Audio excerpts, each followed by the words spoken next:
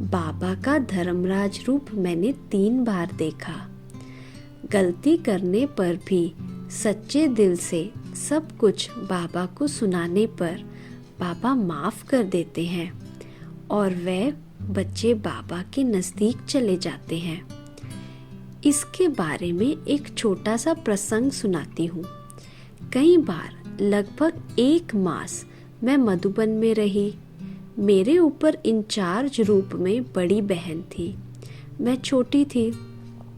उस बड़ी बहन को कुछ दिमागी तकलीफ होने के कारण कई बार रात को कमरे से बाहर घूमती रहती थी।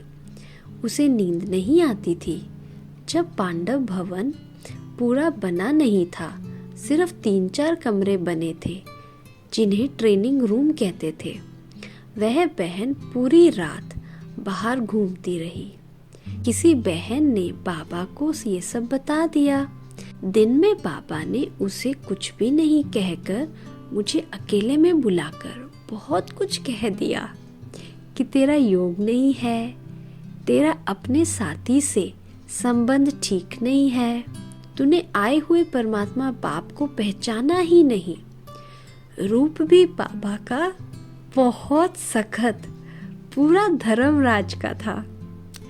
बाबा ने मुझे बहुत कुछ कह दिया। मेरी तो टांगे कांप रही थी। डर के मारे मुंह लाल हो गया। फिर जब वापस कमरे में गई तो उस बहन ने मुझसे पूछा कि तुझे क्या हुआ?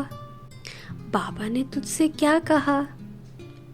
मैंने कुछ नहीं बताया और जाकर बिस्तर पर लेट गई। मुझे बहुत जोर का बुखार चढ़ गया। रात भर शरीर गर्म रहा।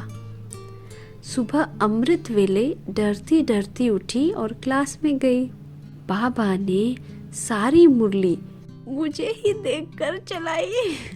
देखता भी रहा और मुस्कुराता भी रहा। मुरली पूरी होते ही बाबा उंगली पकड़कर मुझे अपने कमरे में ले गया और ऐसा प्यार दिया कि मैं क्या बताऊं।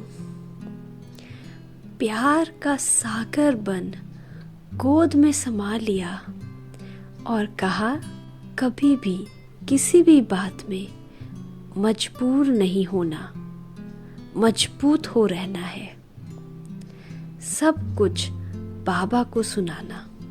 ये समझा कर फिर से गले से लगाकर टोली बादाम मिश्री खिलाकर छुट्टी दी। बड़ी दीदी को बुलाकर कहा कि बहुत मजबूत बच्ची है, इसका ख्याल रखना। ऐसे थे मेरे लॉफुल और लवफुल साकार बाबा।